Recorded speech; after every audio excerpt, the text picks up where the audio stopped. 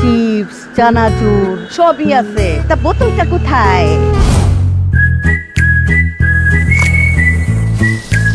একদিকে আম্মার এই অবস্থা, আরেকদিকে নার্সও আমার কোনো টেক কেয়ার করতেছে না।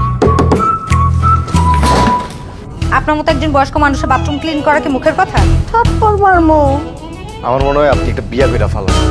তুমি তো জানো আমি তোমাকে অনেক পছন্দ। আমি তোমাকে পছন্দ করি, তো কি হয়েছে? চাচাতো বোন, খালাতো বোন, মামাতো বোন, যে কোনো একটা বোন আমি পলাশের লেগে দেখতে। না না না, তোমার দেখতে হবে না। ইতুদি বাংলাদেশের একমাত্র একজন কাস্টিং ডিরেক্টর গানে কিস করছিল, সেই কাস্টিং ডিরেক্টর হইতাছি আমি পাবেন।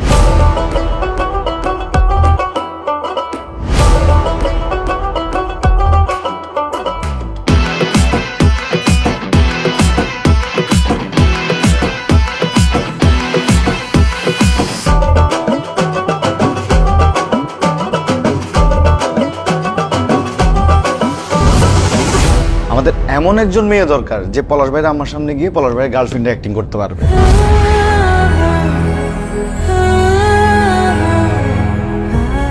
সুন্দর মেয়েদের তাড়াতাড়ি বিয়ে হয়ে যায় না, এই মেয়েকেই আমার লাগবে।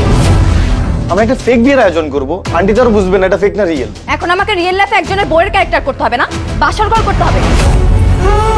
আমি জানি না কতদিন আমার আম্মাকে এভাবে মিথ্যা বলে যেতে হবে, শুধু এতটুকু বুঝতে পারতেছি আমার এই মিথ্যা কথাগুলো আমার আম্মাকে খুব স্বস্তি দিচ্ছে।